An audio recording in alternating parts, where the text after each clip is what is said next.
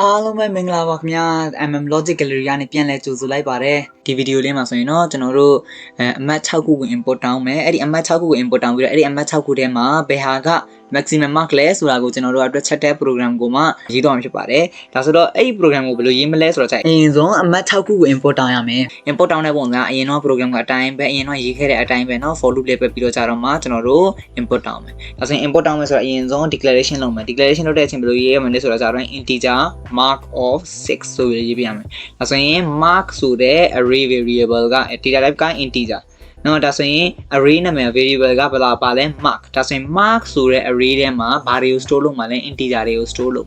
ဒါဆိုရင်သူ့မှာအခန်းဘယ်နှခန်းရှိလဲ6ခန်းရှိတယ်အဲ့ဒီအခန်း6ခန်းမှာနော်တစ်ခန်းချင်းစီမှာ integer တစ်ခုစီကို store လုပ်သွားမယ်နော်ဒါဆိုရင်အဲ့ဒီ array တစ်ခုလုံးရဲ့နာမည်က block တစ်ခုလုံးရဲ့နာမည်က mark ပေါ့နော်ဒါဆိုရင်အဲ့လိုလုပ်ပြီးတော့ကျွန်တော်တို့ for loop ပတ်ပြီးတော့ကျွန်တော်မှ import တောင်းမယ် for loop ပတ်ပြီးတော့ import တောင်းပြီးဆိုရင်ကျွန်တော်တို့ဘာလုပ်မလဲဆိုတော့ maximum ကိုရှာမယ် maximum ကိုရှာတဲ့အချိန်ကျွန်တော်တို့ကဘာလုပ်ပြရမလဲဆိုတော့ integer variable တစ်ခုပြန်ပြီးတင်ကြလိုက်မယ်ပေါ့ max ဆိုတဲ့ variable တစ်ခုဒါဆိုရင် max ဆိုတာအရင်ကတည်းက function ကရှိပြီးတော့inbuilt function ရှိတယ် C++ မှာဒါဆိုရင် max ကိုမှ m အကြီးနဲ့ရေးပေးလိုက်မယ် max ဆိုပြီးတော့ကျွန်တော်က integer ကိုထည့်လိုက်မယ် integer max ဆိုပြီးထည့်လိုက်မယ်ကဲဆိုပါဆိုကျွန်တော်တို့အခန်း6ခန်းရှိတယ်အဲ့ဒီအခန်း6ခန်းရဲ့နာမည်တွေက index number တွေက0ကနေစတယ်လို့ကျွန်တော်ပြောခဲ့တယ်0 1 2 3 4 5အဲ့လိုအခန်း6ခန်းရှိတယ်အဲ့ဒီအခန်း6ခန်းမှာရှိတဲ့တန်ဖိုးတွေကကဲဆိုပါဆို45 50 65 89 64နဲ့68ဆိုပါဆိုဒါဆိုရင်အဲ့လိုမျိုးကဏ္ဍတွေရှိတာအောင်မှတန်ဖိုးလေးတွေရှိတယ်ပေါ့သူဟာနဲ့သူတန်ဖိုးလေးတွေ store လုပ်ထားရပေါ့တစ်ခန်းချင်းစီဒါဆိုရင်အရင်ဆုံးဘာမှမလုပ်ခင်ဘာလုပ်မလဲဆိုတော့maximum တဲကိုကျွန်တော်တို့ဘာလုပ်မလဲဆိုတော့တဲ့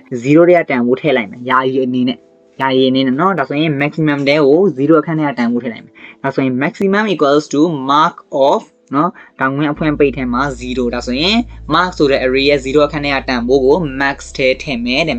maximum ဆိုတဲ့အဲ့ဒီ variable တစ်ထည့်လိုက်မယ်တန်ဖိုးဒါဆိုရင်အဲ့လိုထည့်လိုက်ပြီဆိုရင်ကျွန်တော်တို့ကကဲစစ်တော့မယ်စစ်မယ်ဆိုတော့အရင်ဆုံးဘယ်လိုစစ်မလဲဆိုတော့တခန်းချင်းစီနဲ့လိုက်စစ်မယ်လောလောဆယ်အတွက်ကျွန်တော်တို့ max ဆိုတဲ့ variable ကို initialize လုပ်ပြီး declare လုပ်ပြီးဒါဆိုရင်ကျွန်တော်တို့စစ်တဲ့ကိစ္စလာတော့ဘယ်လိုစစ်မလဲဆိုတော့အဲ့ဒီ max ဆိုတဲ့တန်ဖိုးကိုကျွန်တော်တို့ကတခန်းချင်းစီနဲ့လိုက်စစ်မယ်0 1 2 3 4 5ဒါဆိုရင်ကျွန်တော်တို့က max ဆိုတဲ့တန်ဖိုးဒီတဲ့ဆက်လိုက်တဲ့တန်ဖိုးအောင်ငယ်ခဲ့တယ်ဆိုရင် max ဆိုတဲ့တန်ဖိုးဒီဆက်လိုက်တဲ့တန်ဖိုးအောင်ငယ်ခဲ့တယ်ဆိုရင်ကျွန်တော်တို့ကအဲ့ဒီဆက်လိုက်တဲ့တန်ဖိုး max ထည့်ထည့်ဥပမာဆိုတော့ကျွန်တော်တို့ကဲလူပင်ပတ်တော့မယ်ပေါ့ဒါဆိုရင်0အခန်းထဲမှာရှိတာဒီ45အဲ့ဒီ45ဆိုတဲ့တန်ဖိုးဒီ max ထက်ကြီးသလားတဲ့နော်45ဆိုတဲ့တန်ဖိုးဒီ max ထက်ကြီးနေခဲ့တယ်ဆိုရင်ကျွန်တော်တို့အဲ့45ဆိုတဲ့တန်ဖိုးကို max ထည့်ထည့်လိုက်မယ်ဒါဆိုရင်45ဆိုတဲ့တန်ဖိုးဒီ max ထက်မကြီးဘူးဘာလို့လဲအခုလောလောဆယ် max 10မှာရှိတဲ့တန်ဖိုးလဲ45ဖြစ်နေတာဖြစ်တဲ့အတွက်ကြောင့်မလို့เนาะခုနကကျွန်တော်တို့ max 10မှာထည့်ထားတဲ့အမှတ်က mark ဆိုတဲ့ array ရဲ့0အခန်းထဲကတန်ဖိုး0အခန်းထဲကတန်ဖိုးဘယ်လောက်လဲ45ဒါဆိုရင် max 10မှာလဲ45 0အခန်းထဲမှာလဲ45ဆိုတော့ကြတော့အဲ့နှစ်ခုက condition မကိုက်တော့ကြတော့ကျွန်တော်ကဘာမှလုပ်စရာမလိုမကြီးတော့ကြပြဿနာမရှိဘူးကျွန်တော်က maximum ရှာဖြစ်တဲ့အတွက်ကြောင့်ဒါဆိုရင်1အခန်းထဲသွားဆက်မယ်1ခန်းနဲ့သွားစစ်တယ်ဆိုရင်ကျွန်တော်တို့ကဘယ်လောက်ဖြစ်သွားပြီလဲတန်ဖိုးက50အဲ့ဒီ50ဆိုတဲ့တန်ဖိုးကတဲ့ maximum ဆိုတဲ့တန်ဖိုးထက်ကြီးသလား max ဆိုတဲ့တန်ဖိုးထက်ကြီးသလားခုနက max ထဲမှာရှိတာဒီ45အခုရှိတာအခုက1ခန်းထဲမှာရှိတာဒီ50အဲ့ဒီ50ဆိုတဲ့တန်ဖိုးဒီ max ထဲမှာရှိတဲ့တန်ဖိုးထက်ကြီးနေတာဖြစ်တဲ့အတွက်ကြောင့်မလို့ဘာလို့မလဲဆိုတော့max ထဲကို50သွားထည့်မယ်တဲ့ဒါဆိုရင် max ထဲဘယ်လောက်ရောက်သွားလဲ max ထဲ50ရောက်သွားပြီဒါဆိုရင်နောက်တစ်ချိန်ပြန်ပြီး loop ပတ်မယ်နောက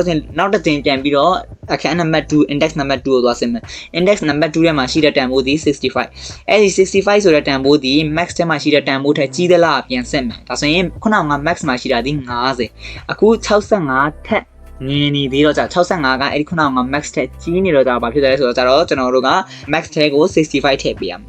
max ထဲ65ထည့်ပြီးဆိုရင်အခုလောလောဆယ် max ထဲဘယ်လောက်ရောက်သွားလဲ65နောက်တစ်ချိန်ကျွန်တော်တို့ index number 3ကိုသွားစစ်မယ် index number 3မှာရှိတဲ့တန်ဖိုးဒီ77 max ထဲမှာခုနကရှိတာဒီ65ဒါဆိုရင်77ဆိုတဲ့တန်ဖိုးဒီ max ထဲမှာရှိတဲ့65ဆိုတဲ့တန်ဖိုးထက်ကြီးနေတာဖြစ်တဲ့အတွက်ကြောင့်မလို့ကျွန်တော်တို့က max ထဲကို77ထည့်လိုက်ဒါဆိုရင် max ထဲဘယ်လောက်ရောက်သွားပြီလဲ77 index number 4ကိုသွားမယ် index number 4မှာရှိတဲ့တန်ဖိုးဒီ64အဲ့ဒီ64ဆိုတဲ့တန်ဖိုးကို64ဆိုတဲ့တန်ဖိုးဒီ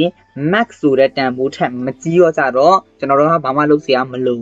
index number 5ကိုပြန်သွားမယ် index number 5ကိုသွားတော့68အဲ့ဒီ68ဆိုတဲ့တန်ဖိုးဒီ max ဆိုတဲ့တန်ဖိုးထက်မကြီးတော့ကျွန်တော်တို့ဘာမှလုပ်စရာမလိုဒါဆိုရင်ဒီထဲမှာနော်ဒီထဲမှာအကုန်လုံးရှာလိုက်ဆိုရင် max ရဲ့တန်ဖိုးကဘယ်လောက်လဲ77ဒါဆိုရင် ဒီ array တစ်ခုလုံးကြီးထဲမှာเนาะ integer စုစုပေါင်း6ခုရှိတယ်အဲ့ဒီ integer စုစုပေါင်း6ခုထဲမှာအကြီးဆုံးကဘယ်ဟာလဲ77ဒါဆိုရင် max ထဲမှာလည်းဘယ်လောက်ရောက်သွားပြီလဲ77ဒီ logic အတိုင်းပဲကျွန်တော်တို့က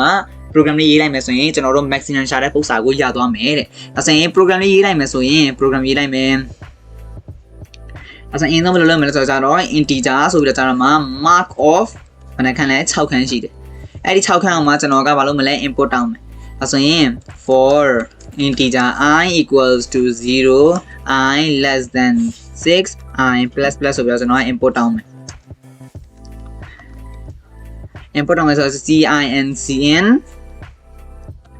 mark of I ပေါ့ I ခန်းထဲကိုသူက import တောင်းတော့မယ်ဒါဆိုရင် user ကပို့ပြီးရှင်းသွားအောင်လေ COUT ဆိုပြီးတော့ကျွန်တော်မှာ enter marks for 6 subjectsနော်ဒါဆိုရင်ဒီလိုလုပ်ပြီးဆိုရင်ကျွန်တော်တို့ import တောင်းပြီး import တောင်းပြီးဆိုရင်ကျွန်တော်တို့ခုနကပြောခဲ့တဲ့ integer max ဆိုတဲ့ variable ကြီးနားလိုက်မယ်အဲ့ဒီ max ထဲကိုကျွန်တော်တို့ဗာထည့်မလဲဆိုတော့ကြတော့လောလောဆယ်အတွက် mark of 0အခန်းထဲကတန်ဖိုးကိုယာယီအနေနဲ့ထည့်ထားမယ်လို့ပြောခဲ့တယ်နော်ယာယီအနေနဲ့ထည့်ထားမယ်အဲ့ဒီ for အဲ့ဒါပြင်ကျွန်တော်တို့စစ်တော့မယ် integer I equals to 0ကနေစမယ် I less than 60သွားမယ် I plus plus ဟောလဲအခန်း6ခန်းရှိတာပြောတော့ကျွန်တော်တို့6ခန်းစင်းကို6ခန်းချင်းစီကိုလိုက်စင်မယ် maximum ကိုရှာဖို့အတွက်အဲ့ဒါလုပ်ပြီးဆိုရင် if တဲ့အကယ်၍သာတဲ့ mark of I အခန်းထဲကတန်ဖိုးသည်တဲ့ greater than max ဖြစ်ခဲ့တယ်ဆိုရင် greater than max ဖြစ်ခဲ့ max တက်ကြီးနေခဲ့ဆိုရင်ကျွန်တော်တို့ကဘာလုပ်မလဲဆိုတော့ကြတော့အဲ့ဒီ max ထဲကိုနော် max ထဲကို mark of I တန်ဖိုးကိုထည့်လိုက်မယ်နော်ဥပမာဆိုတော့ကျွန်တော်တို့ခုနကရှင်းခဲ့တယ်လို့မျိုးပေါ့နော် index number 1ထဲမှာရှိတဲ့တန်ဖိုးဒီ50ဒါဆိုရင် max ထဲမှာရှိခဲ့တာဒီ45အဲ့ဒီ45ဆိုတဲ့တန်ဖိုးဒီ50ဆိုတဲ့တန်ဖိုးကငယ်သွားပြီပေါ့ဒါဆိုရင် index ထဲမှာရှိတဲ့ index 1ထဲမှာရှိတဲ့တန်ဖိုး50ဒီ max ထဲမှာရှိတဲ့တန်ဖိုး45ထဲကြီးသွားတော့ကျွန်တော်တို့ကအဲ့ဒီ50ဆိုတဲ့တန်ဖိုးကို max ထဲသွားထည့်လိုက်တယ်အဲ့ဒီအတိုင်းလေးပဲဒါဆိုရင်ကျွန်တော်တို့ကဒီလိုရှာရင်နဲ့ကျွန်တော်တို့က maximum ကိုရသွားမယ် CUT ဆိုပြီးတော့ကြာတော့မှာ the MAX and maximum mark is ဆိုပြီးတော့ကြာတော့မှာကျွန်တော်တို့ကဘာကို output ထုတ်လို့ရပြီလဲဆိုတော့ကြာတော့MAX ဆိုပြီးတော့ကျွန်တော်တို့ကအဲ့လိုမျိုးထုတ်လိုက်မယ်ပေါ့ဒါဆိုရင် output ထုတ်လိုက်မယ်ဆိုတော့ကျွန်တော်တို့ဒီ program လေးကို run ကြည့်မယ်ဒါဆိုရင်ဒီ program လေးကိုကျွန်တော် run ကြည့်မယ်ဆိုရင်ဘယ်လိုပုံစံလေးထွက်လာပြီလဲဆိုတော့ကြတော့ enter marks for 6 subjects ဒါဆိုရင်6 subjects ဆိုတော့ကျွန်တော် enter mark လုပ်လိုက်မယ်ကဲဆိုပါစို့ကျွန်တော်ခုနကအတိုင်းပဲသွင်းလိုက်မယ်နော်45 50 65 77 64 68အဲ့လိုလိုက်မယ်ဆိုတော့ maximum mark is 77ဆိုပြီးထွက်လာတယ်ဒါဆိုရင်ဒီ program နဲ့နောက်ထပ်လိုအပ်နေတဲ့အချက်လေးတစ်ချက်ရှိသေးတယ်ဘာလဲဆိုတော့ကျွန်တော်တို့ max ထဲကိုဘယ်လောက်ထည့်ထားလဲ mark of 0အခန်းထဲကတန်ဖိုးထည့်ထားတယ်0အခန်းထဲကတန်ဖိုးကိုထည့်ထားတော့ကျွန်တော်တို့က0အခန်းထဲမှာရှိတဲ့တန်ဖိုးနဲ့ max ထဲမှာရှိတဲ့တန်ဖိုးနဲ့ညီသွားပြီဆိုရင်အဲ့ဒီ mark of 0ဆိုတဲ့အခန်းထဲမှာရှိတဲ့တန်ဖိုးဒီ max နဲ့ max ထဲမှာရှိတဲ့တန်ဖိုးထက်ကြီးစရာအကြောင်းမရှိတော့ကျွန်တော်တို့ကဒီတစ်ခန်းစာတော့ကျွန်တော်တို့ထပ်ဆင့်နေစရာလိုသေးလားမလိုတော့ကြာကျွန်တော်တို့ကဒီအခန်းတစ်ခန်းစာကိုကျွန်တော်တို့ကြော်သွားမယ်ဘာလို့လဲလောလောဆယ်အတွက်ယာယီအဖြစ်ကျွန်တော်တို့ mark of 0ကို max ထဲထည့်ထားတာဆိုတော့ကြတော့ကျွန်တော်တို့ကထပ်စစ်နေစရာမလို0အခန်းစာ1အခန်းကနေစပြီးတော့စစ်တယ်ဆိုရင်လည်းကျွန်တော်တို့ condition မှန်သွားလိမ့်မယ်။ဒါဆိုရင်ကျွန်တော်ပြန်ပြီး program ကိုရေးလိုက်မယ်4 5 50 65 6 6 64 68ဒါဆိုရင် the maximum mark is 77ဆိုပြီးတော့ကျွန်တော်တို့ကထွက်သွားပြီပေါ့ဒါဆိုရင်ဒါကဘာလဲဆိုတော့ maximum ရှာတဲ့ပုံစံလေးဒါဆိုရင် minimum ရှာရင်ဘယ်လိုရှာရမလဲဆိုတာကိုမှကျွန်တော်က practice အနေနဲ့ကျွန်တော်လုပ်စေချင်ပါတယ်ဒါဆိုရင် minimum ရှာတဲ့ပုံစံလေးကိုကိုယ်တိုင်ပဲ practice လုပ်ပြီးတော့ကျွန်တော်တိုက်တွန်းချင်ပါတယ်နောက်ထပ်လာဗီဒီယိုမှာဆိုရင်ကျွန်တော်တို့ bubble sort ascending descending စီတာလေးတွေပြီးကြရင် linear search binary search စတဲ့တော်တော်အရေးကြီးတဲ့အဲ့ဒီ concept တွေကိုသင်ပြသွားမှာဖြစ်တဲ့အတွက်ကြောင့်မလို့အားလုံးပဲဆက်လက်ကြည့်ရှုပေးဖို့အတွက်တိုက်တွန်းချင်ပါတယ်ပြီးတော့ဒီ playlist နဲ့ပတ်သက်ပြီးတော့သိစရာမေးမြန်းစရာလေးရှိရင် comment box မှာလာပြီးတော့မေးမြန်းနိုင်ပါတယ်ဒီ depress နဲ့ပတ်သက်ပြီးတော့ exciting topics လေးတွေ logic လေးတွေကိုနောက်ထပ်လာမယ့်ဗီဒီယိုတွေမှာလည်းဆက်လက်ပြီးတော့ discuss လုပ်သွားမှာဖြစ်တဲ့အတွက်စဉ်းစားမပြတ်ကြည့်ရှုပေးဖို့အတွက်အားလုံးကိုတိုက်တွန်းချင်ပါတယ်အားလုံးပဲကျေးဇူးတင်ပါတယ်